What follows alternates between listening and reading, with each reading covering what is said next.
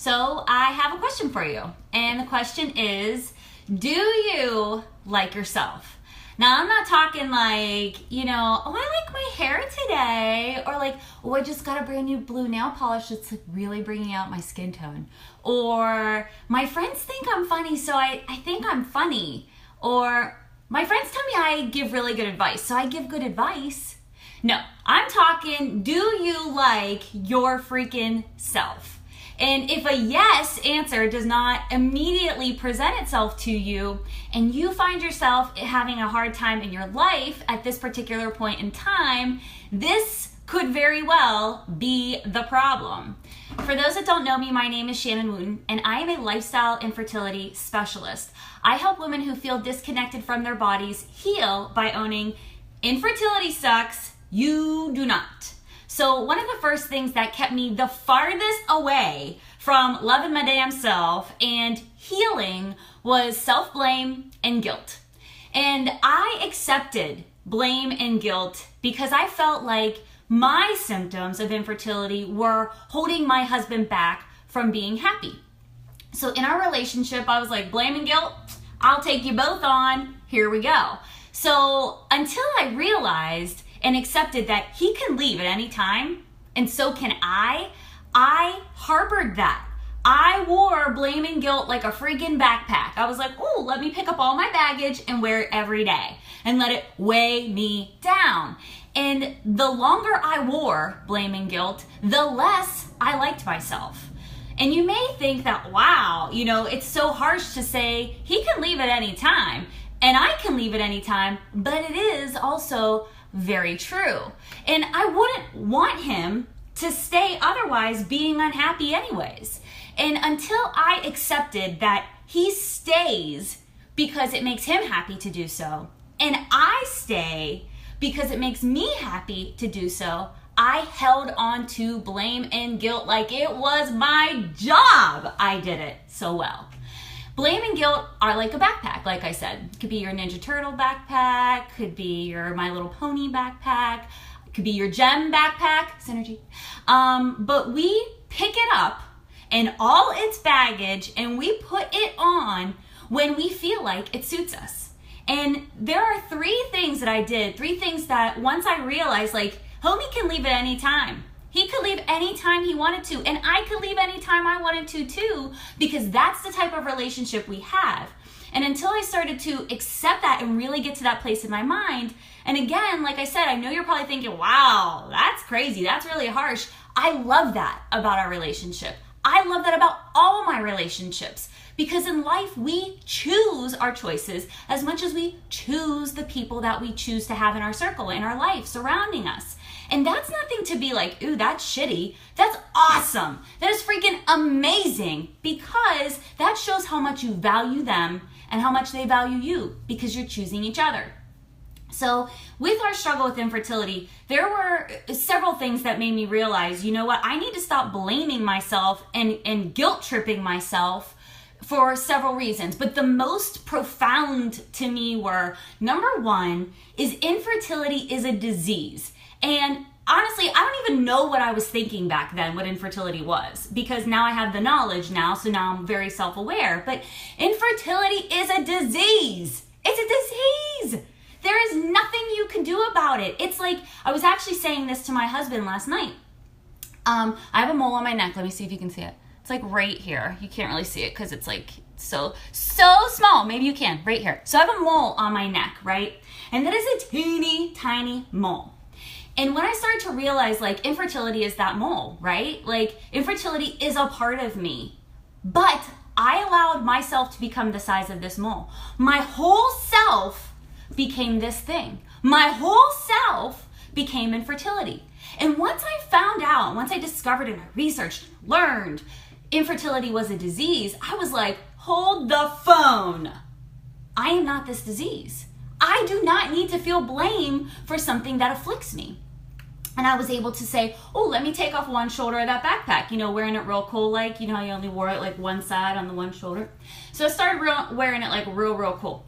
And then the next thing that I thought was, okay, sympathy for him, my husband, and for myself in this situation does not require punishment.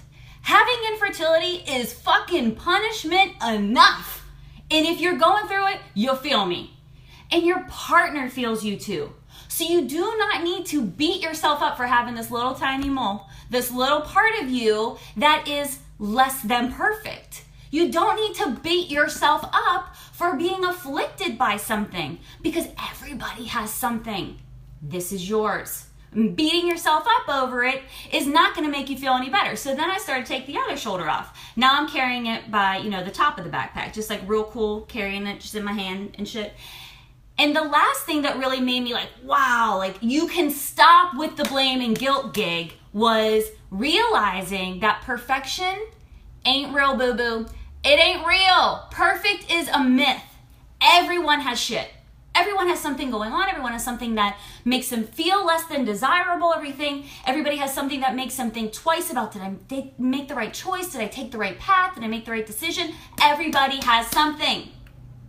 So you saying, I'm imperfect, I need to blame myself for this, I need to guilt myself for this for my partner, does nothing for you and it does nothing for them. Nothing at all. So when I got to the point where blame and guilt were super heavy in my life and I was feeling really bad about it for my husband, like he could be with anybody else. He could have like a whole freaking soccer team, baseball team, football team, whatever the hell by now, but he's with me, so we don't got that. And the minute that I started realizing infertility is a disease, this does not require me to punish myself. I do not need to be perfect to anybody else's standards because I have this thing. Everybody has something. And no one is going to love you the way that you should love yourself. And nobody should. You should freaking love yourself like it is your job. Like it's nobody's business. And I'm like super passionate about this because it reminds me of that movie Training Day. Did you ever see it with... his name is Denzel Washington. Okay, I was like, what is his name? Denzel Washington. It reminds me of Training Day. And he like does some bad shit or whatever. But ultimately he says to them, King Kong ain't got shit on me. Because that's how confident he is. Now, I'm not saying that you should become a corrupt cop like Denzel did in that movie and start dealing drugs or whatever. But what I'm saying is that you should love the shit out of yourself. Because it changes everything. Once you love yourself, once you're like, I'm my homegirl, like once you have your own back, everything changes. I swear to you, everything does. I swear it. I mean it. Double pinky swear. Mean it. And the most honest thing that I can tell you is if you don't love the shit out of yourself, there is going to be nothing that's going to fulfill you. There's going to be loads of blame, loads of guilt, loads of hard feelings. But if you love the shit out of yourself, you will be able to find fulfillment. And if you don't, it's just going to leave a vacant hole in your heart. Because who should love you more than you? Who should take care of your health more than you? Who should implore you to be everything you want to be, like the freaking army says, more than you? No one. You should. And you can't put that blame or that guilt on anybody else to lift you up and make you feel like you're fucking King Kong. You need to do that for you. So if you don't love yourself, nothing is going to fulfill you. And nothing will allow you to find acceptance in your struggle either. And nothing will give you happiness but you straight up loving you, some you. And that is the real deal. So take off the blame Ninja Turtle, blame My Little Pony, blame Gem, whatever. Take off your damn blame and guilt backpack. Put that shit down, take out some of the baggage that's inside that's making it super heavy, and put a lot of love in there for yourself. I know that probably sounds real cheesy and lame, but it's so true. Because a blame backpack, that shit's ugly anyways. A love backpack, that's got like glitter and streamers and like all kinds of stuff, but mostly it has you in there, having your back, supporting you, and giving you the self-love that you need to keep it moving and make you have the best fucking life. You should have that, man. You really, really should. And blame and guilt is not going to give you there. And I say that to you with peace and love in my heart. So thank you for signing on. Throw me some hearts if you like this video. Comment below if you have any questions. And jump inside Infertility Sucks You Don't to join the conversation, because this is where this conversation came from. Having these conversations inside this group, the idea for blame and self-blame came up, and this is a shout out to all my people inside Infertility Sucks. You know I fucking love you guys. You're badasses. You're always in my heart. Otherwise, if you're watching this video for the first time, send me a message, send me a request, jump on in the group, join the conversation. My heart is already with you. You are already a badass. You just need to dig it out of yourself and get back to that place and own infertility sucks. You do not. All right, guys, be good to yourself. Have a great week. Keep it easy, and I'll talk to you soon. Peace.